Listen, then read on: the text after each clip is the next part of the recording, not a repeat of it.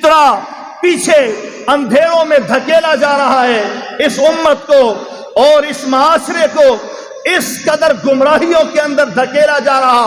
اور جو ہدایت کی طرف لانے کی بات کرے تو پھر اس کا تمسخر، اس کا استہزاء، اس کا مذاق اور اس کے اوپر ہنسیاں۔ قرآن کو آپ اٹھا کے دیکھیں، قرآن نے سب سے زیادہ اس چیز کا تذکرہ کیا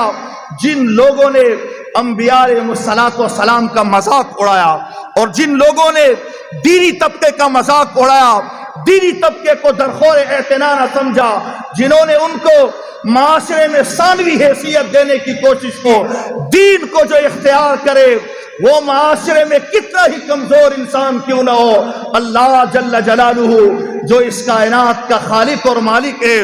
اس کی نظروں میں وہ اٹھا ہوا ہے۔ ان اکرمکم عند اللہ اتقاکم، اللہ کے ہاں قوم اور قبیلہ نہیں چلتا ہے، اللہ کے ہاں دنیا کے اسباب نہیں چلتے،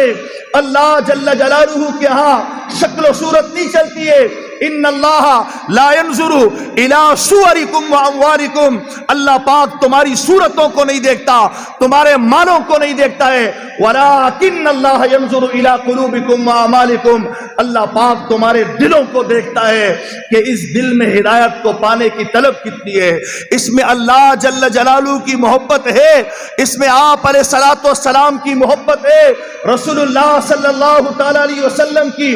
سنتوں کو اپنانے کا جذبہ ہے۔ آج حال یہ ہے کہ کسی کو اگر برائی کے دوران ٹوک دیا جائے اور اسے بتایا جائے کہ یہ برا عمل ہے، یہ سنت طریقہ نہیں ہے، تو وہ آپ سے کہے گا اور کون سی اتنی سنتیں ہم نے اپنانی جو آپ ہمیں اس سنت کا بتا رہے ہیں، ہم ویسے بھی گمراہی میں ڈوبے ہوئے ہیں، چھوڑو اس کو۔ یا وہ کہے گا کہ آپ کون سے اتنے بڑے حاجی ہیں، آپ بھی تو ایسے کرتے ہیں۔ یعنی مختلف انداز میں